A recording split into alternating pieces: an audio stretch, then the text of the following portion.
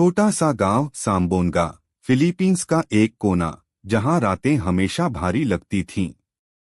एक बार की बात है, भारत से एक युवक राहुल अपनी डॉक्यूमेंट्री बनाने के लिए फिलीपींस के एक दूरस्थ गांव सांबोनगा पहुंचा।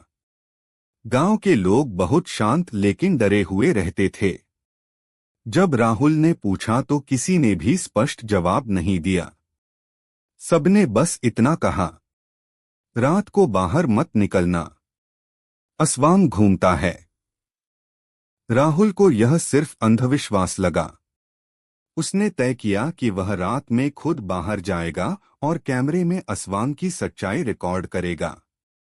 रात 12 बजे जंगल की ओर कैमरा लेकर निकल पड़ा। अजीब सी हवाएं चल रही थीं, पेड़ों से पत्ते गिर रहे थे और पूरा माहौल जैसे किसी अनजाने डर से भर गया था। तभी दूर से किसी के कराहने की आवाज आई। जैसे ही राहुल पास गया, उसने देखा एक बूढ़ी औरत जमीन पर बैठी थी, झुकी हुई, बाल बिखरे हुए, और उसकी आंखें एकदम लाल। राहुल ने जैसे ही पूछा, क्या आप ठीक हैं, वह औरत अचानक उठ खड़ी हुई। उसके शरीर से भयानक आवाजें आने लगीं, जैसे हड्डियां टूट रही हों। उसका चेहरा लटकने लगा, उसकी जीभ लंबी हो गई और उसकी पीठ से चमगादड़ जैसे पंख निकल आए। वो थी असवांग।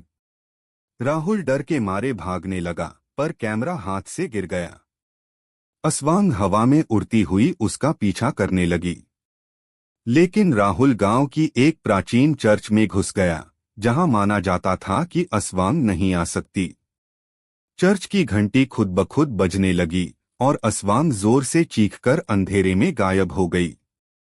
अगली सुबह गांव वालों ने राहुल को अचेत अवस्था में चर्च के पास पाया। उसका कैमरा टूटा हुआ था, पर एक आखिरी फुटेज बचा था, असवांग की डरावनी परछाई और उसकी भयानक चीख। कहते हैं, उस दिन के बाद राहुल फिर कभी कैमरा लेकर किसी गांव नहीं गया। और गांव के लोग अब भी रात को दरवाजे बंद करके सोते हैं, क्योंकि असवांग कभी मरी नहीं, वह बस अगली आत्मा की तलाश में छुपी रहती है।